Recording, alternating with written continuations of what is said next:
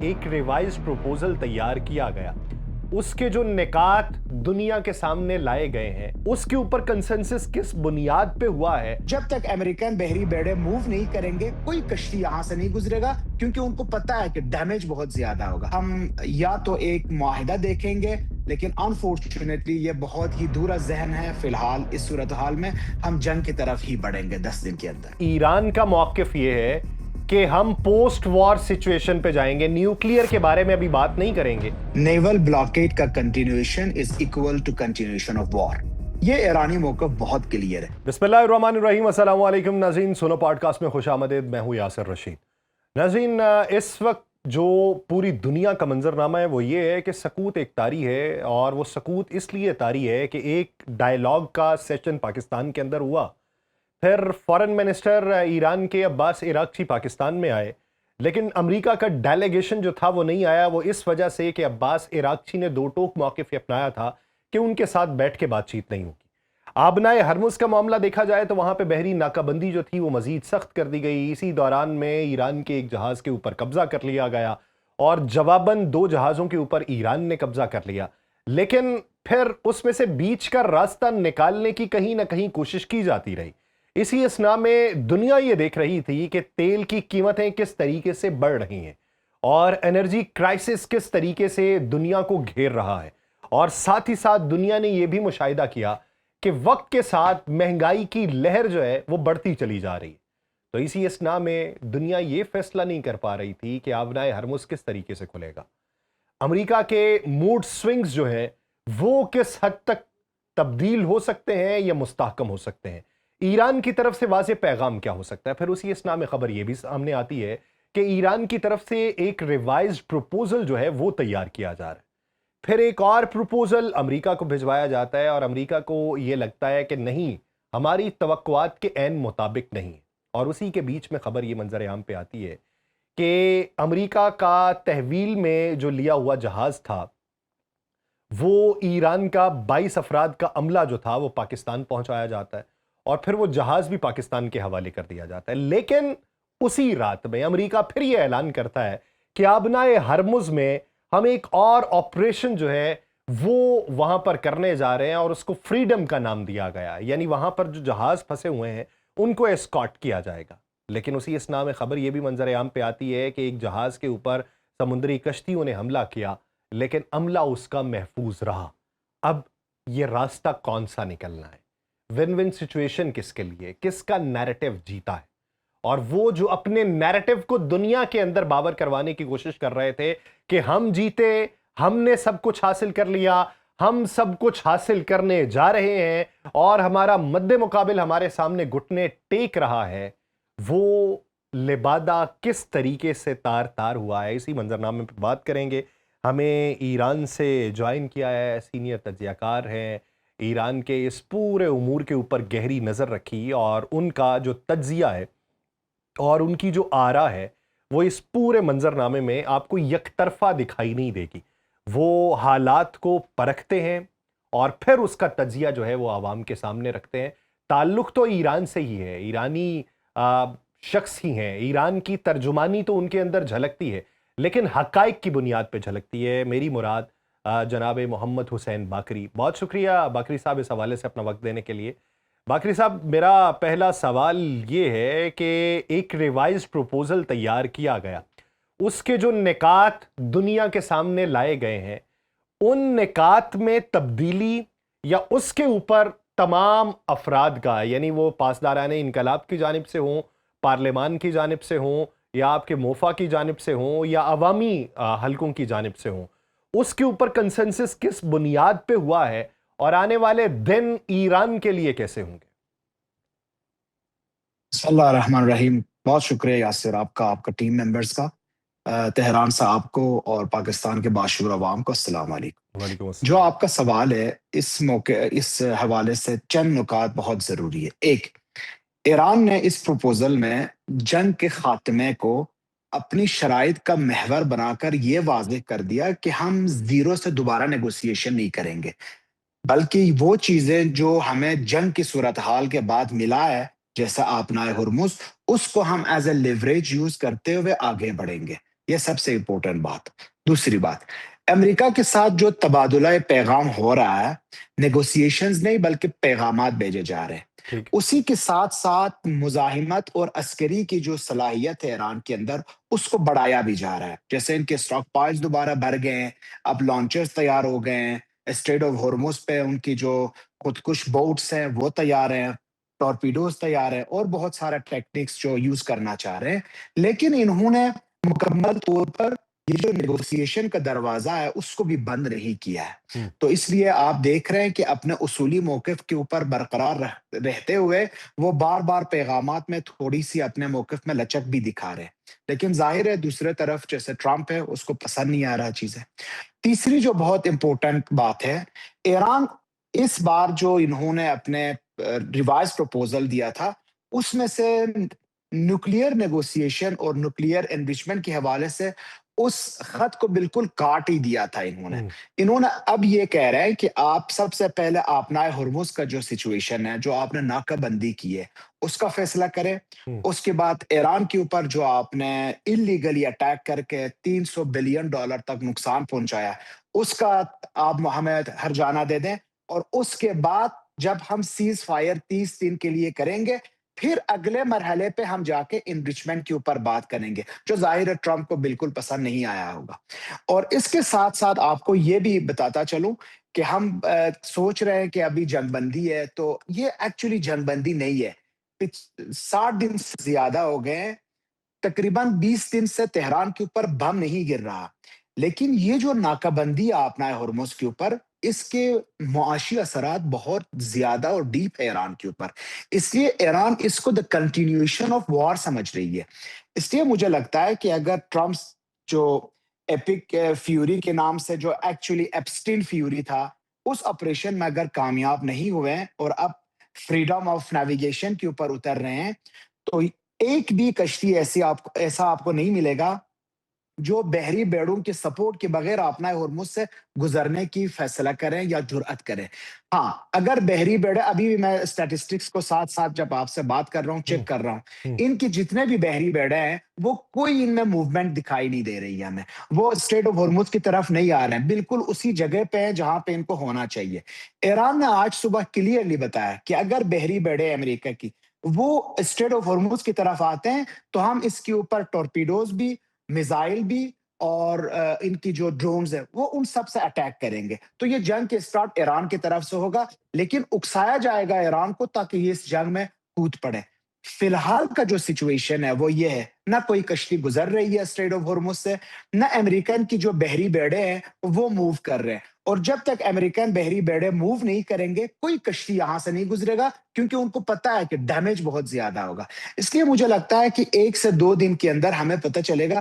دیکھیں کل رات اس لیے ٹرمپ نے یہ بات کی کہ منڈے کو جب ان کے مارکیٹس کھلتے ہیں $108 پہ پہنچ گیا تیل. یوزولی آپ اگر ان کی اسٹیٹمنٹ چیک کریں، سنڈے نائٹ کو یہ اسٹیٹمنٹ ضرور دیتے ہیں ہم. تاکہ اپنے مارکیٹس کو ذرا یہ نیچے کی طرف لے آئیں اور پرائسز کے اوپر کنٹرول رکھیں. لیکن مجھے لگتا ہے کہ 1 سے 2 دن، میکسیمم 10 دن کے اندر ہم یا تو ایک معاہدہ دیکھیں گے.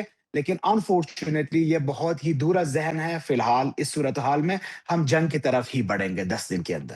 اچھا باقری صاحب، ایک چیز بتائیے، آپ نے کہا کہ ہم جنگ کا ہی اگلا مرحلہ اسے سمجھتے ہیں، نیول بلاکیڈ کو، اور آپ نے کہا کہ اس یس کے اثرات معاشی طور پہ ایران پہ بہت زیادہ پڑ رہے ہیں. ایران نے ابتدائی طور پہ جی. موقف یہ اپنایا تھا کہ ہمارے اوپر اس کے اثرات بہت زیادہ نہیں پڑیں گے، دنیا زیادہ بھگتے گی آبنائے ہرمز کی بندش کے حوالے سے. پھر امریکہ نے ایک نیریٹو بنانا شروع کیا. اب وہ نیریٹو تھا یا خبریں ہی تھیں کہ آئل سٹوریج کرنے کی جو کیپیسٹی ہے وہ ایران کی رفتہ رفتہ ختم ہوتی چلی جا رہی ہے. اس میں یہ بھی کہا گیا کہ جو سمندر کے اندر جہاز موجود ہیں وہاں پہ اب آئل سٹوریج کیا جا رہا ہے. تو یہ 22 دن میکسیمم ہوں گے. لیکن یہ 22 دن جو تھے یہ آج سے 8-9 دن پہلے کی سٹیٹمنٹ تھی، یعنی اس میں سے وہ دن بھی کم کر دیں تو یہ تقریباً کوئی 14-13 دن بنتے ہیں. تو کیا واقعی اتنی ہی کیپیسٹی ایران کی موجود رہ گئی ہے یا یہ نیریٹو وار ہے، حقائق کچھ اور؟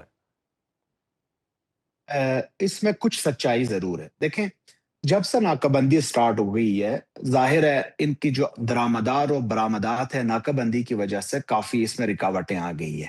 اسی رکاوٹوں کو دیکھتے ہوئے ایران میں ڈالر کی پرائس 30% انکریز ہو گیا ہے۔ جب پرائس آف ڈالر انکریز کرتا ہے تو اشیاء خرد و نوش بھی اس کے ساتھ ساتھ انکریز کر چکا ہے۔ ہوں، تو ہم یہ چیزیں دیکھ رہے ہیں کہ 30 to 35% ایران میں آپ عام مارکیٹ میں جاتے ہیں تو اس میں جو چیز آپ پہلے $1 میں خرید رہے تھے تو آپ کو تقریباً 1.3 $1.4 پہ مل رہا ہے۔ یوٹیلیٹیز جیسے گیس، ایندھن، پیٹرول، بجلی، یہ چیزیں آپ کو بالکل وداؤٹ اینی چینج نظر آ رہی ہے، وہ آپ کو گورنمنٹ کی طرف سے مل رہا ہے۔ لیکن جو پرائیویٹ سیکٹر میں چیزیں پروڈیوس ہو رہی ہے اور لوگوں تک پہنچ رہی ہے، وہ اس پہ کافی اثر پڑی ہے۔ ایک یہ بات۔ دوسری بات، ایران کے حوالے سے جو ایکسپورٹ آف آئل ہے، ایران کی شیڈو فلیٹس میں کم سے کم 2 مہینے تک یہ اپنے آئل کے ایکسپورٹ کا جو انہوں نے معاہدہ کیا ہے، اتنا شیڈو فلیٹس میں آئل موجود ہے کہ یہ 2 مہینے تک بآسانی چائنا یا کسی اور کو اپنا تیل بیچ سکتے ہیں۔ لیکن جو مسئلہ ہوتا ہے ایکسٹریکشن کا، اگر آپ کے اسٹوریج فل ہوتے ہیں جیسے خارک آئی لینڈ میں فل ہو رہا ہے، ہوں، اور اس کے بعد اگر آپ کے پاس کوئی اسٹوریج کا جگہ نہ ہو تو پھر آپ کو آئل ویلز جو ہے اس کو بند کرنا پڑتا ہے۔ ہوں، آئل ویلز بند کرنے کا 2 خطرے ہیں، یا اس میں پانی بھر جاتا ہے یا گیس بھر جاتا ہے، ہوں، اور یہ پانی اور گیس بھرنے کے بعد اس کو دوبارہ ریہیبلیٹ کرنا بہت مشکل کام اور ساتھ میں بہت ہی پرائسی ہے۔ ہوں۔ اس لیے یہ جو ناکہ بندی ہے، مجھے لگ رہا ہے کہ جو چیزیں میں دیکھ رہا ہوں یہاں پہ ایز اے چشمدید گواہ، یہ افیکٹو ہے، اسپیشلی اکنامی کے اوپر۔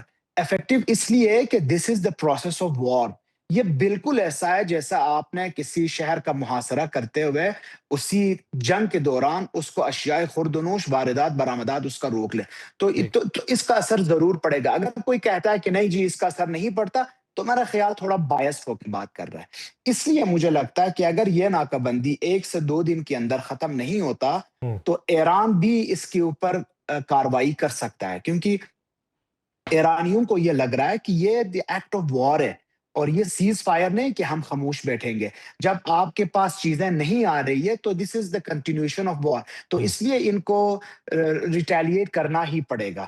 اب اگر فریڈم کی یہ جو پروجیکٹ ہے اس کے اوپر ٹرمپ آ کے اپنے بحری بیڑے لے کے آتا ہے تو the first move would be from American side, اور اس کے اوپر ریٹیلیٹ ضرور ہوگا۔ لیکن اگر وہ بحری بیڑے نہیں بھی بیچتا ہے، میرا خیال ہے 1 سے 2 دن منیمم اور 1 ہفتے تک میکسیمم ایران اس کے اوپر کاروائی اسٹارٹ کرے گا۔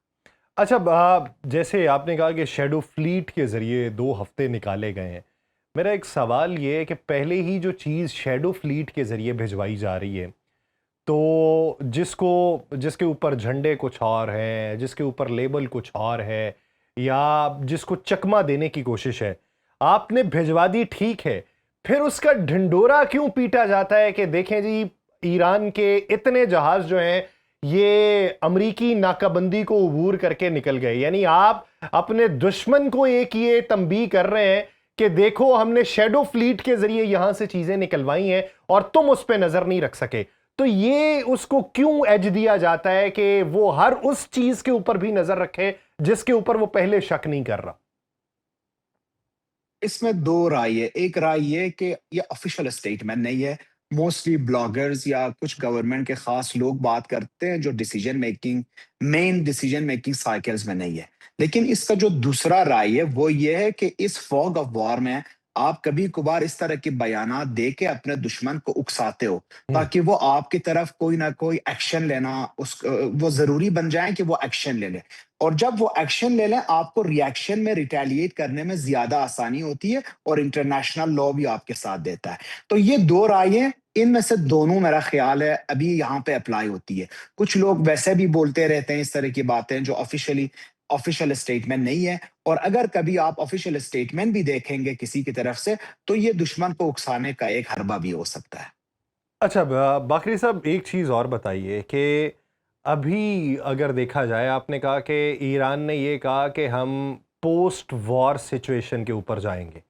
اب پوسٹ وار میں اسٹیٹ آف ہرمز موجود ہے، لیکن پوسٹ وار میں اگر وہ یہ کہے کہ ہم نیول بلاکڈ کے اوپر رہیں گے، تو آپ یہ کہتے ہیں کہ نہیں، جب سیز فائر ہوا تھا یا سیز فائر سے پہلے والی پوزیشن اور وہ کہے کہ نہیں آپ نے جب یہ ٹیبل کیا تو اس وقت جو پوزیشن ہے ہم اس پہ آتے ہیں، تو پھر جو مڈ وے ہے وہ کیا ہوگا؟ اگر میں نے آپ کا سوال صحیح سمجھا ہو تو آپ کہنا یہ چاہ رہے ہیں کہ اگر یہ ناکہ بندی برقرار رہتا ہے اور سیز فائر آگے جاتا ہے تو پھر کیا ہوتا ہے؟ کیا میں صحیح سمجھ رہا ہوں؟ نہیں، میرا سوال یہ ہے کہ جیسے ایران کا موقف یہ ہے کہ ہم پوسٹ وار سچویشن پہ جائیں گے، نیوکلیئر کے بارے میں ابھی بات نہیں کریں گے، لیکن پوسٹ وار کے اندر ہم نے جن چیزوں پہ قبضہ کر لیا اس سے آگے کی بات ہوگی، وہ ہمارا استحقاق ہے۔ اگر وہاں پہ امریکہ یہ کہہ دے کہ نیول بلاکڈ بھی پوسٹ وار کے بعد ہے تو ہم بھی پھر بات وہیں سے شروع کریں گے، تو پھر مڈ وے کیا ہوگا؟ کوئی مڈ وے نہیں ہے، پھر جنگ ہی واحد راستہ ہوگا۔ نیول بلاکیڈ کا continuation is equal to continuation of وار۔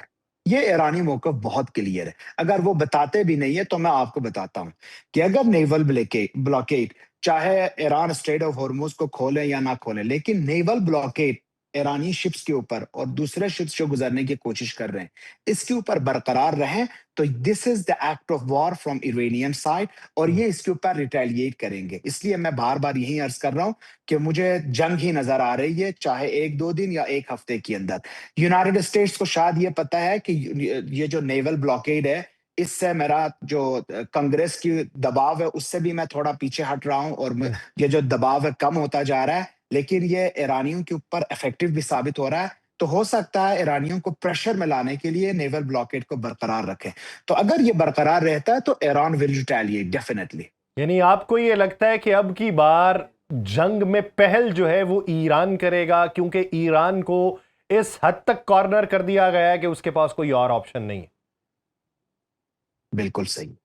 اچھا، تو پھر یہ بتائیے کہ ایران کے پاس انفارمیشن اگر خطے کے ممالک کی ہے جو پہلے بھی اس کے پاس موجود تھی، تو کیا یہ معلومات اب پہنچ رہی ہیں کہ خطے کے ممالک میں یونائٹڈ عرب ایمریٹس، کویت، قطر اور اسرائیل جو ہے وہاں پہ بھی سٹاک پائلز نئے جمع ہو رہے ہیں، اور اس ضمن کے اندر ایک نیا بل پاس کیا گیا امریکہ کی طرف سے کہ انٹیگریٹڈ کر دیا جائے گا ان تمام سسٹمز کو، اور جوابی حملہ جو ہے یہ ایک مربوط قسم کا ہوگا تمام یہ سسٹم کی جانب سے۔ تو پھر اس ضمن میں ایران کی تیاری کیا ہے اور اس کے پاس انفارمیشن کیا؟ انفارمیشن جیسا نا آپ نے فرمایا، اس سے بھی شاید زیادہ انفارمیشن ان کے پاس ہے۔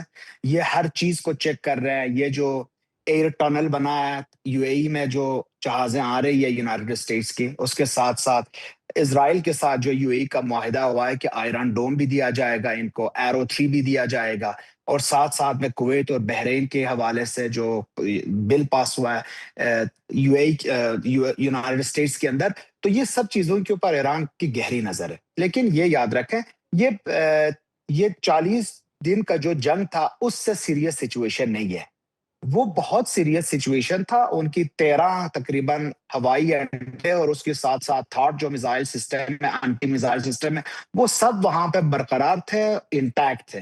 ابھی تو وہ سب ختم ہو گئے۔ جو ان کے اوپر ابھی تک نقصانات ہے اس سے تقریباً $50 بلین کے قریب نقصانات ہے۔ یہ $8 بلین نئے تجہیزات لے کے، نئے وسائل لے آ کے جنگ سے پہلے کی سچویشن میں یہ کبھی بھی اچھا نہیں جا باقری سکتے۔ صاحب، بسعد لیکن احترام، ایران آپ یہ جنگ سے کہتے ہیں جی کہ جی 40 دن والی یہ صورتحال نہیں ہے، بظاہر تو خاموشی ہے، بظاہر تو جنگ نہیں چل رہی، لیکن 2003 کے بعد 23 سال بعد یہ پہلا موقع ہے کہ جب 3 طیارہ بردار جہاز اس خطے کے اندر موجود ہیں۔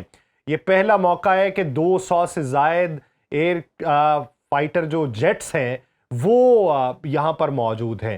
یہ پہلا موقع ہے کہ 50,000 کے قریب پیرا ٹروپر، سب میرینز جو ان کے میرینز ہیں یا ان کے جو فوجی ہیں وہ یہاں پر موجود ہیں۔ یہ پہلا موقع ہے کہ جب نیول نیوکلیئر سب میرین کی اس خطے کے اندر گردش کرنے کی باتیں ہو رہی ہیں، تو بظاہر تو یہ خاموشی ہے، تو یہ اس سے گہری یا تشویش زدہ صورتحال کیوں نہیں ہے؟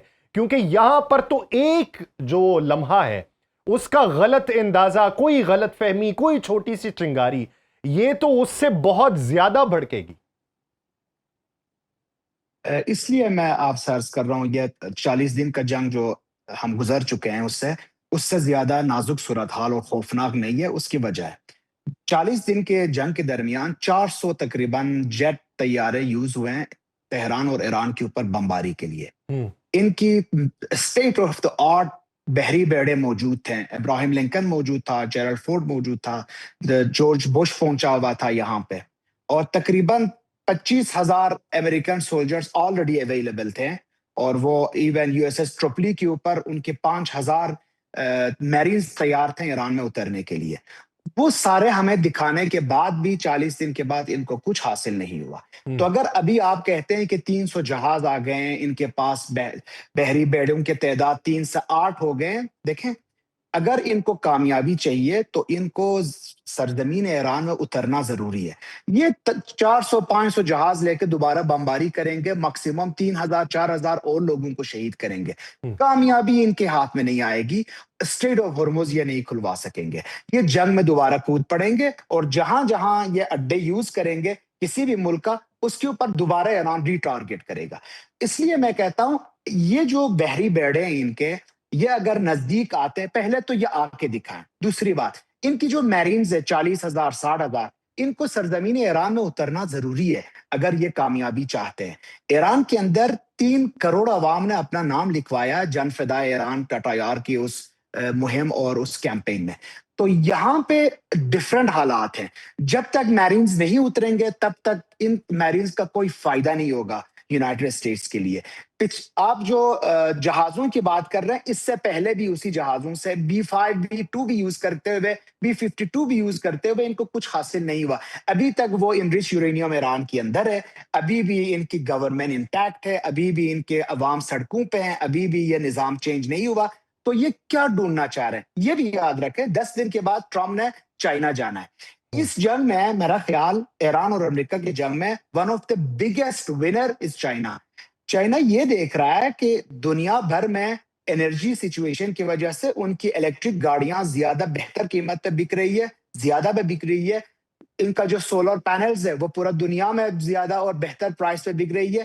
ساتھ ساتھ یہ بھی دیکھ رہے ہیں امریکہ ایک چھوٹا سا ملک ایران جو کہ چائنا کے ساتھ آپ کمپیئر کر ہی نہیں سکتے, اس کے سامنے اگر 40-60 دن سے 2 مہینے سے وہ رکا ہوا ہے اور وہ اس کو فتح حاصل نہیں ہو رہی ہے, تو چائنا کے سامنے جیسے کہ تائیوان آئی لینڈ کے اوپر اگر یہ جنگ چھیڑنا چاہتے ہیں تو اس کے سامنے یہ کیسا ون سچویشن اپنے لیے بنا سکتا ہے, وہ تو بہت پسپا ہو جائے گا. اس لیے 10 دن کے اندر, صرف 10 دن کا انتظار ہے. اچھا چائنا جانے سے پہلے باقری ٹرمپ کو صاحب پھر یا میرا ایک اپنا اور ہرمز سوال کھول ہے کے جی کہ جب جنگ مسلط ہوتی ہے, جب آپ لاشیں اٹھا رہے ہوتے ہیں, تب حریت, مقاومت اور عقیدت جو ہے وہ بلند ہوتی ہے, اور جی آپ کسی سے بھی ٹکرا جانے کی, بھوکے پیٹ ٹکرا جانے کی, بے سر و سامانی میں ٹکرا جانے کی طاقت اور قوت رکھتے ہیں. لیکن وقت جوں گزرتا چلا جاتا ہے نا, جب آپ کے گھر میں بھی کوئی اگر فاتیدگی ہو جائے تو ایک لمحے تک ماتم رہتا ہے, پھر وہ سوگ میں تبدیل ہوتا ہے, پھر وہ بے چینی میں, پھر خاموشی میں, پھر زندگی رواں ہو جاتی ہے. لیکن پھر آپ کو ذریعہ معاش جو ہے وہ بھی تنگ کرنے لگتا ہے اگر آپ کا پیٹ جو ہے وہ خالی رہے. یعنی ہمارے یہاں کہا جاتا ہے کہ بھوک جو ہے وہ تہذیب کے آداب بھلا دیتی ہے. اگر یہ بلاکڈ یوں ہی جاری رہتا ہے تو یہ آپ جو باتیں کر رہے ہیں کہ $1 تک چیزیں تھیں وہ 1.3 یا 1.4 ڈالرز تک چلی گئیں, اب اگر وہ بڑھتی ہیں وہ $2 تک چلی جاتی ہیں. جنگ یوں ہی رکی ہوئی ہے. جی تو کب تک جی عوام پرسکون رہ کے متحد رہیں گے؟ ہمیں ایرانیوں کے عزم, استقامت پہ کوئی شک و شبہ ہی نہیں, لیکن پیٹ جو ہے وہ پیٹ کبھی نہ کبھی تو کسی ایک بڑے طبقے کو کسی اور نظریات پہ سوچنے پہ مجبور کر دیتا ہے. تو آپ کیا سمجھتے ہیں کہ کب تک اس کا کوئی فیصلہ ہو جائے تو ٹھیک, بصورت دیگر اندرونی طور پہ وہاں پہ اختلافات شروع ہو جائیں گے؟ جیسا کہ آپ نے بہت درست نقطے کے اوپر اشارہ کیا, ایرانی عوام جتنے بھی مہذب قوم ہے, انقلابی قوم ہے, لیکن ہے تو انسان. ہوں یہ بھی معاشی دباؤ کے سامنے ان کے حالات بھی چینج ہو جاتے ہیں. ہوں میرا خیال ہے یہ جو ناکہ بندی ہے امریکنز کو اسی لیے یہ ناکہ بندی کی ہے کہ اندر خانے جنگی پیدا کرنے کی سوچ رہے ہیں کہ اگر ہم ناکہ بندی کو آگے بڑھاتے ہیں اور چیزیں آنے نہیں دیتے ہیں, اتنا ان کے اوپر یہ پریشر بڑھ جائے گا کہ لوگ خود سڑکوں پہ آئیں گے. اسی لیے میں بار بار عرض کر رہا ہوں یہ جو ناکہ بندی ہے دس از دا کنٹینیوشن آف وار. اور میں دوبارہ عرض کر رہا ہوں اگر یہ ایک ہفتے تک آگے بڑھتا ہے تو پھر میرا خیال ہے اگر ایک ہفتے کے اندر گورنمنٹ آف ایران یہ ناکہ بندی نہیں توڑ سکتا تو ان کو کریٹیکل مشکلات کا سامنا کرنا پڑے گا. اسی لیے میں یہ بھی سوچتا ہوں جس طرح مجھے نظر آ رہی ہے چیزیں پڑھ رہا ہوں اور دیکھ بھی رہا ہوں کہ ایرانی گورنمنٹ فلی ریڈی ہے کہ یہ ناکہ بندی کو ایک دو دن کے اندر اگر مذاکرات پہ بات نہیں اترتی اور باتیں آگے نہیں بڑھتی یہ ناکہ بندی کو توڑنے کے لیے اٹیک کر سکتے ہیں. یہ بالکل صحیح بات ہے. یہ بایس ہوئے بغیر ہمیں یہ سوچنا پڑے گا کہ ہمارے پاس زیادہ ٹائم نہیں ہے ایران کے اندر. ایک ہفتے کے اندر ایران کو جنگ کی طرف لے کے جانا بہت ضروری ہوگا کیونکہ یہ خاموش جنگ ہے. وہ تو بم برسانے والی جنگ تھی. ابھی یہ جو جنگ ہے یہ اقتصادی جنگ ہے اور اقتصادی جنگ میرا خیال ہے اس کی جو ایفیکٹ اثرات ہوتے ہیں یہ بمباری سے بھی زیادہ بھاری ہو سکتی ہے. اچھا اس سارے عمل میں پاکستان کے کردار کے حوالے سے ایران میں جو رائے پائی جاتی ہے وہ کس حد تک مثبت مزید ہوئی، اور وہ بھی ایک ایسے وقت میں کہ جب ایران کو غم بھی تھا، غصہ بھی تھا، طیش بھی تھا کہ جب ایک جہاز ان کا وہ انہوں نے اپنے قبضے میں لے لیا اور انہوں نے الزام لگایا کہ اس پہ اسلحہ تھا، اور ایران نے یہ کہا کہ اس میں جان بچانے والی ادویات تھیں، تو وہ پاکستان کے حوالے کیا گیا اور پاکستان اب اس کی مرمت کر کے ایران کے حوالے کرے گا، اور عملہ جو ہے وہ ایران کے حوالے کرنے کی تیاری پاکستان کے اندر ہوئی. تو اس ضمن میں پاکستان کے کردار کو کس نظر سے دیکھا جا رہا ہے؟ پہلے دن سے پاکستان کے کردار کو اکثریت عوام، گورنمنٹ کے جو موقف اور لیڈرشپ اور آئی آر جی سی کی طرف سے اگر آپ دیکھیں تو یہ بہت مثبت ہے. اور ابھی بھی وہ مثبت رویہ قائم ہے پاکستان کے اوپر. یہ واحد ملک ہے جو ایز اے میڈیٹر سامنے آ رہا ہے اور ایران اس کی باتیں مان بھی رہا ہے. ان کو پیغامات بھی بھیجی جا رہی ہے. اور یہ ٹسکا کا جو معاملہ تھا شپ کے حوالے سے ان کے جو لوگ تھے اس میں بھی پاکستان کا مثبت کردار رہا ہے. تو یقین کریں کہ ایرانی جو اکثریت عوام ہے، گورنمنٹ اور اسٹیبلشمنٹ اسی طرح پاکستان کو اپریشیٹ کرتے ہیں جو پہلے دن سے کرتے آ رہے ہیں. ہاں کچھ آوازیں اس کے برعکس بھی ہو سکتی ہے جیسے ہر معاشرے میں ہوتا ہے، جیسے پاکستان کے اندر بھی ہو سکتا ہے. وہ کچھ معاشرہ یہ بھی کہتا ہے کہ شاید پاکستان کچھ چیزوں میں بایسڈ ہو کے امریکہ کی سائڈ لے رہا ہے. لیکن جو اکثریت اور جو مین موقف ہے جمہوریہ اسلامیہ ایران کے وہ یہی ہے کہ پاکستان ہمارا برادر اسلامی ملک ہے اور ہمارے ان کے اوپر بالکل ٹرسٹ ہے. لیکن اس ٹرسٹ کا مطلب یہ نہیں ہے کہ ایران اپنے اصولی موقف سے پیچھے ہٹے اور کسی کے کہنے پہ اپنا ہرمز کھول دے. پاکستان اپنا میڈیٹری رول بہترین طریقے سے میرا خیال میں اپنا رہا ہے اور ایران بھی اس کو قدر کے نگاہ سے دیکھ رہا ہے. آپ نے پہلے سوال کے جواب میں وہ جو بحری ناکہ بندی ہے اس کے معاشی اثرات کی بات کی، لیکن ہمیں انہی دنوں میں خبر یہ بھی ملتی ہے کہ ایک ٹرانزٹ روٹ اوپن کیا پاکستان نے ایران کے لیے، اور اس روٹ کے ذریعے وہ جو بندرگاہ یو اے ای کی ایران استعمال کرتا تھا اب وہ کراچی کی بندرگاہ اور گوادر کی بندرگاہ کو استعمال کر رہا ہے اپنے ٹرانزٹ روٹ کے لیے، اور وہ اشیاء جو وہ نیول بلاکڈ کے ذریعے نہیں بھجوا پا رہا تھا وہ اب بھجوا رہا ہے. تو اس ضمن کے اندر معاشی طور پہ کس حد تک حوصلہ افزا یہ اقدام ایران کے اندر دیکھا جا رہا ہے، اور اگر اسے معاشی پیمانے پہ دیکھیں تو دونوں ممالک کے لیے یہ کس حد تک فائدہ مند یا کس حد تک مشکل صورتحال میں مبتلا کرے گا؟ شاید آپ کو یاد ہو آپ کے پروگرام میں نے عرض کی تھی دوسرے پروگرامز میں بھی کہ this is the best opportunity for Pakistan کہ اگر کوئی سبسٹیٹیوٹ چاہیے ایران کو یو اے ای کی جگہ وہ پاکستان ہے. جبل علی کی جگہ ہمیں پورٹ قاسم اور یہ جو کراچی کا بندرگاہ ہے اس کو یوز کرنا چاہیے. لیکن اس کے ساتھ ساتھ ایک ریالٹی بھی ہے. جو چیزیں شپ کے تھرو بنادر پہ آ سکتے ہیں اگر وہ لینڈ روٹس ہے اس کو یوز کریں تو اس میں ٹائم بھی بہت زیادہ چاہیے اور اس میں وہیکلز کا تعداد بھی بہت زیادہ چاہیے. اس لیے یہ شاید ایک بہت ہی بہترین اقدام ہے پاکستان کی طرف سے. یہ پاکستان کی عوام اور پاکستان کی گورنمنٹ کی طرف سے میرا خیال ہے ایک سنہری موقع تھا جو یہ استعمال کر بھی رہے ہیں اور انشاءاللہ اس کے فوائد ہم بعد میں دیکھیں گے. لیکن اس کے ساتھ ساتھ یہ یاد رکھیں ایران کا جو اپنے ہمسایوں کے ساتھ بارڈر ہے وہ ہے 7,755 کلومیٹر. ٹھیک ہے. 7,755 کلومیٹر جو 955 کلومیٹر صرف پاکستان کے ساتھ ہے. اسی طرح دوسرے ملکوں کے ساتھ ہے. تو اگر یہ ناکہ بندی کمپلیٹ بھی کرنا چاہیں تو ایران کو ختم نہیں کر سکتے، کیونکہ ان کے جو بارڈرز ہے، جس طرح پاکستان کے ساتھ انہوں نے لینڈ روٹس کو یوز کیا ہوا ہے، یہ اسی طرح افغانستان کے ساتھ بھی کر سکتے ہیں، آذربائیجان کے ساتھ بھی کر سکتے ہیں، ترکیہ کے ساتھ بھی کر سکتے ہیں، عراق کے ساتھ بھی کر سکتے ہیں۔ لیکن بات یہ ہے کہ ایران اسٹریٹ آف ہرمز کو اب ایک ہیرے کا کان کے نظر سے دیکھ رہا ہے کہ ٹھیک یہاں سے تو پھر باب المندب کا بھی کارڈ ان کے پاس ہے جو ابھی تک پلے نہیں ہوا ہے، نیکسٹ فیز آف وار میں وہ بھی یہ پلے کریں گے۔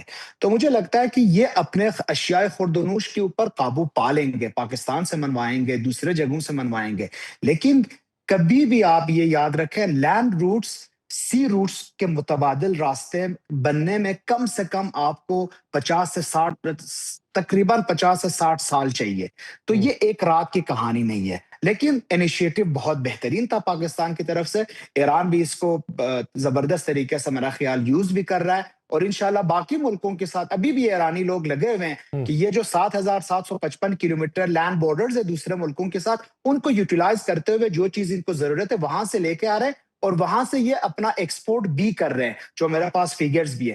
مجھے لگتا ہے کہ یہ کچھ عرصے کے لیے شاید یہ ناکہ بندی ان کے اوپر پریشر لائیں، ہم۔ جو یہ کاروائی بھی کریں گے اور اس پریشر سے نکلنے کی کوشش کریں گے، لیکن اگر لانگ ٹرم میں ہم اگر دیکھیں، اسٹریٹ آف ہرمز ایران بند کرے، ناکہ بندی یونائٹڈ اسٹیٹ برقرار رکھے، ایران اپنے واردات، برآمدات اور درآمدات لینڈ روٹ سے کرے گا، لیکن دوسرے جو ملک ہے وہ اپنے تیل اسٹریٹ آف ہرمز کی جگہ کسی اور جگہ سے لے کے ہم، جانے کے قابل نہیں رہیں گے۔ تو ٹھیک، at the end of the day the winning situation would be with Iran, not with United States. یعنی بحری ناکہ بندی رہے بھی تو 7000 کلومیٹر سے زائد کا جو ایریا ہے وہاں سے درآمدات اور برآمدات کا Yes, سلسلہ جاری رہ سکتا ہے، لیکن تیل کی ترسیل پھر دنیا کی یہیں پہ رکی رہے گی جتنے فیصد یہاں سے ہو رہی ہے۔ تو یوں لگتا یہ ہے کہ اگلے exactly. ایک ہفتے میں یا تو مذاکرات ہوں گے یا جنگ کا دوبارہ آغاز ہوگا۔ بہت شکریہ محمد حسین باقری صاحب اس حوالے سے اپنا وقت دینے کے لیے۔ ناظرین، پوڈ کاسٹ کا وقت ختم ہوا جاتا ہے، مجھے دیجیے اجازت، آپ سے ملاقات ہوگی کسی اور ایپیسوڈ اور مہمان کے ساتھ۔ اپنا بہت سا خیال رکھیے گا، اللہ نگہبان۔